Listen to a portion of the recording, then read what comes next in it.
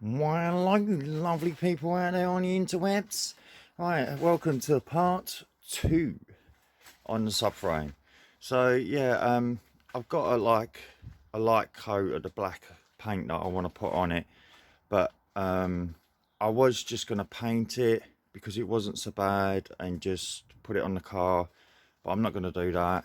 I am going to get rid of, I'm sorry about the lighting in here. I am going to start getting rid of all this.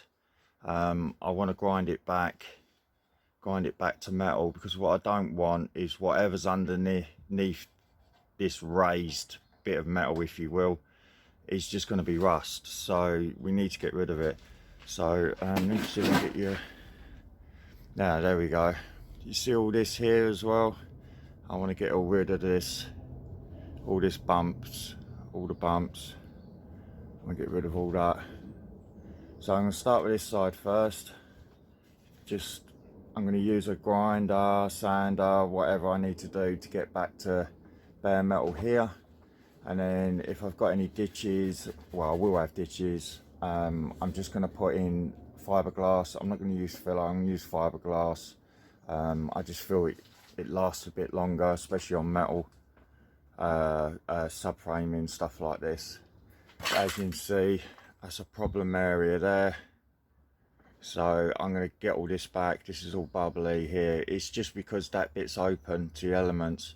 So when I do fill this in and paint it in and everything else, I will be sealing that up with a sealer. I'll be sealing all around this seam, so it should stop preventing that, basically. That's basically it. So I'm just going to get cracking with this. The other problem area is where all these holes are. Basically, if there's any holes in the framework, water can obviously penetrate sideways, and that's where you get a lot of this bubbling from. And this bubbling all around here, especially around this bracket, is caused by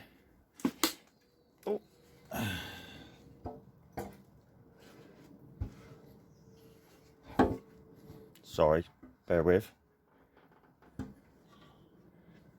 Right, it's caused by this plate in here.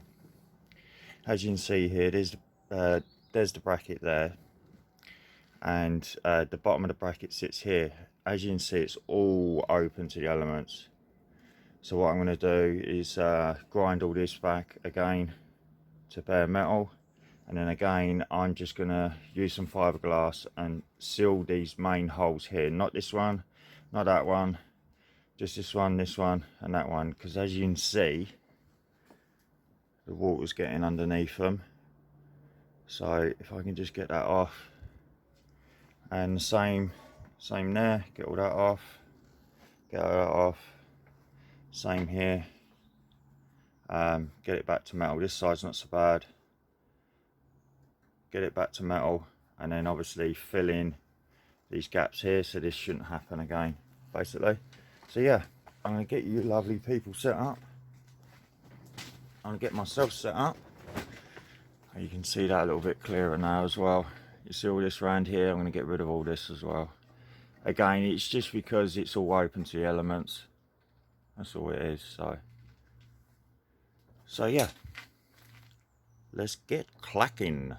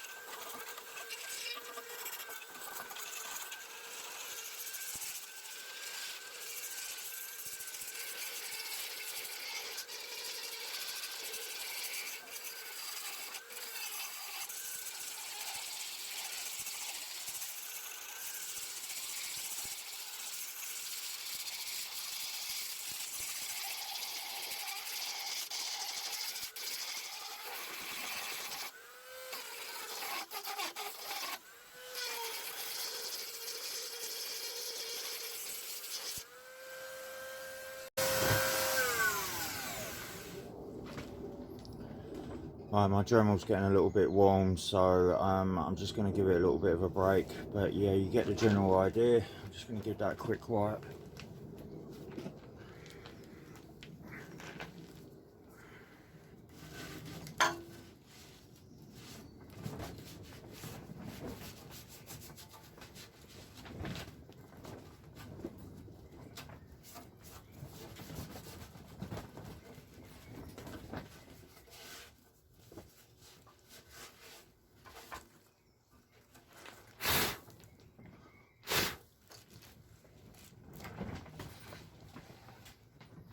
There we go. So I'm just going to have a quick break. I'll bring you lovely people straight back.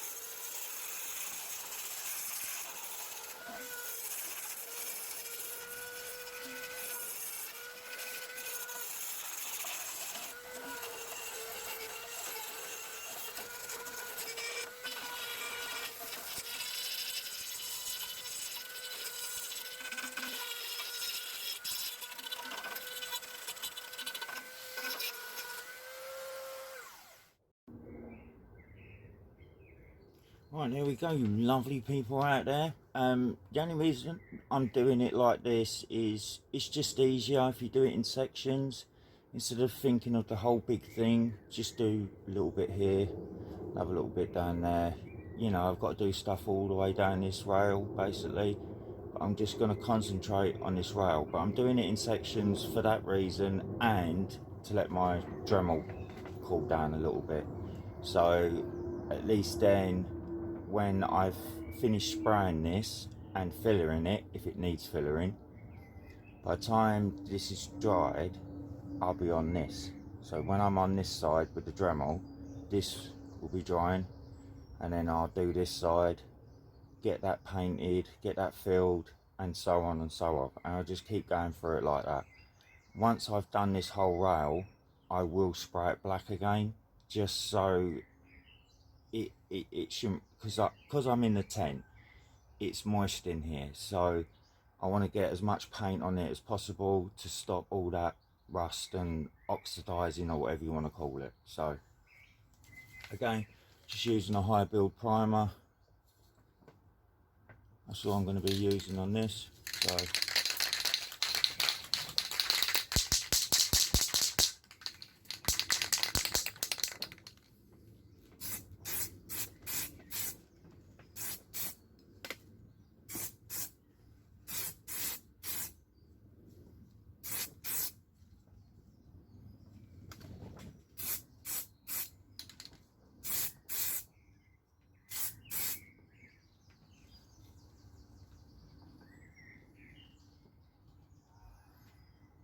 right, as you can see, it's coming out quite lovely.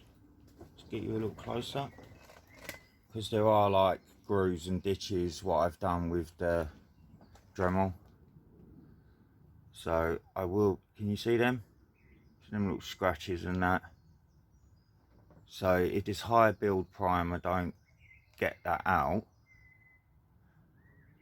with a little bit of sanding, then I will be fillering it. So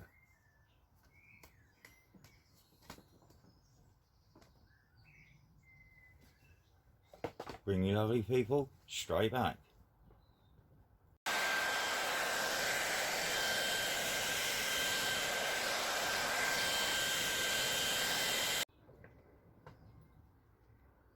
Right, okay, you lovely people. So we've gone from that nastiness to that, and then obviously to that.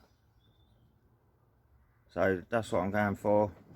I'm just going to keep going, take it every side as it comes. I'm not doing the whole thing, I'm just concentrating on one side, so it doesn't get too overwhelming basically. So you just treat it in sections and you'll get through it. So that's my next protocol, that section there. So I'm going to get going on that section. Once all this lovely piece is done and I've sprayed it, I will bring you lovely people straight back. But I do like to mention, I haven't said it in a while in one of my videos, but please, please, please do not take this as a how-to video, or this is how you do it, and this is just me, MrBroms, bringing you along for the ride. Pure entertainment, that is it. That is all this video is about. And also, for other people out there that might ask the question, is this one safe? This subframe is going back on the car, and the car is going back to where it got MOT'd. So then they know where the damage was on the car. So there's no pulling the wool over anyone's eyes. I'm doing this, it's only surface rust. It's not like it's bedded in. There's loads and loads of metal there, as you can see. So there's loads of metal there. So all I'm doing is just taking off the rust, the cancer, all that orange stuff there. See that? So I'm just getting rid of all that. So it ends up looking like that. But yes, please, like I said, this is just me having some fun and bringing you lovely people along for the ride. So hopefully, fingers crossed, next time you see a clip, this side should be done.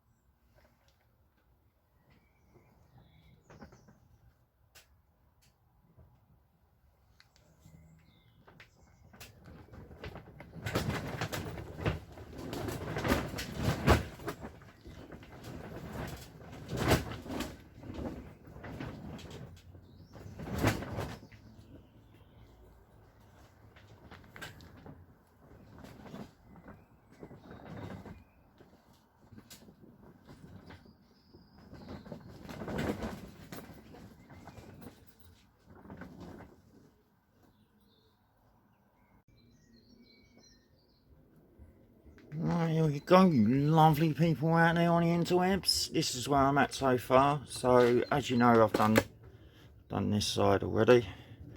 So as I said in the previous clips, I wanted to fill in these holes.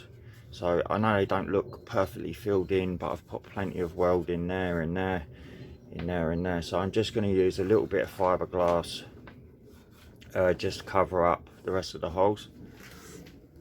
That's what it looks like before, and that's what it's going to look like after. So let's get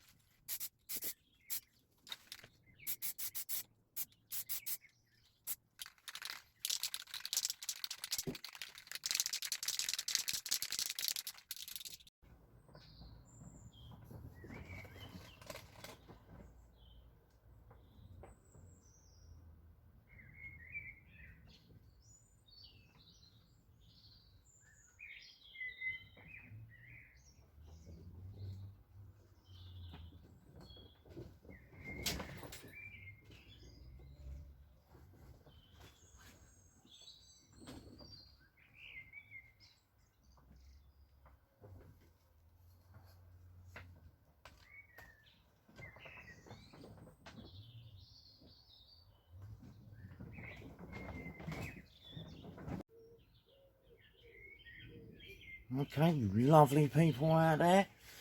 Here we go. That was what I'm going for, nice and smooth.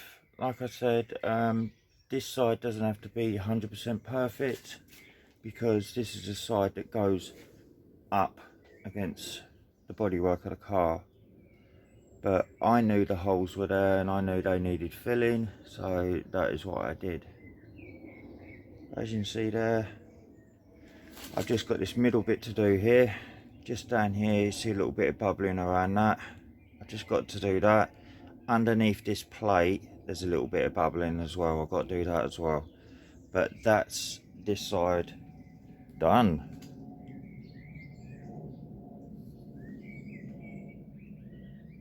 How do you like them apples?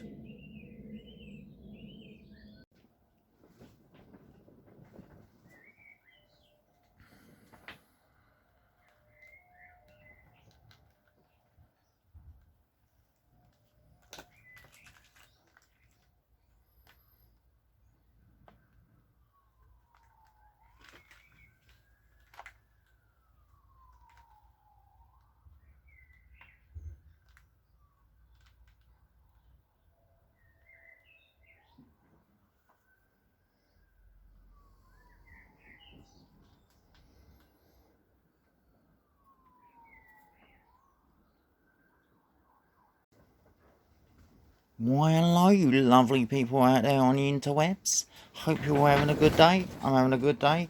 Finally got this subframe done. It's took me a while because like I say on many of my videos, I'm not professional at anything. I'm a jack of all trades, master of none, as they say. So I'm no sprayer, I'm no professional. So these are just videos of me doing what I do in this dirty shed. I mean, you know, I haven't got the facilities of an air ducting and a nice spray gun and all the rest of it. I am doing it in a dirty shed, as you can see. So I am fighting against every element in here. So I am happy with it. I'm not 100% happy with it because I class myself as a perfectionist. I like to see things near enough perfect. So it's what I would say is 90% good to go on the car. Anyway, no one's ever going to see it other than what's going to be on YouTube. So no one's ever going to look under the car or anything like that. So let's get on to the reveal. And yeah, just to remind you lovely people, just wanted to say thank you again for watching my vids. I really do appreciate it. I love all your comments. I love reading them all. Keep it up. Don't forget to keep them thumbs up. Like and subscribe, all that good stuff. So we have gone from that monstrosity, which was really bad, and my welding weren't that good either. So we've gone from that to this. So are we ready? 1, 2 and a bit. I'm just kidding. Here we go. Voila. You can see it's all nice and shiny. I've got a few marks here and there. Like I said, I'm not 100% happy with it, but it's a lot better than the one on the other side that we just see. So as you can see, all nicely done. I'm not going to be putting it on the car in this video. I'm going to leave putting this on the car until I've finished all of these. Let's get it that way. That's one of the arms, and as you can see, I've done one of the arms already. I've only got another 3 to go. So that one's done. Gonna be putting this on the next couple of days. So hopefully, fingers crossed, this will go on. New brake lines are going on because we need new brake lines. And I will film the last clip of it actually on the car. So, and this is my last branding. This is the branding I'm gonna go with. So you ever see this anywhere, you know that MrBroms has done it. As you can see, she's all nicely done. But like I said, there's a few marks here and there. But yeah. So, the next time you see this will be, hopefully, on the car when I'm doing the arms. The lower track arm, upper track arm, and all the rest of it. So, yeah. Hope you enjoyed the first two vids. If you did, like I said in the beginning, please give them great big thumbs up. Subscribe, like, leave your comments. Love to hear from you lovely people. Much love to you all, and stay safe.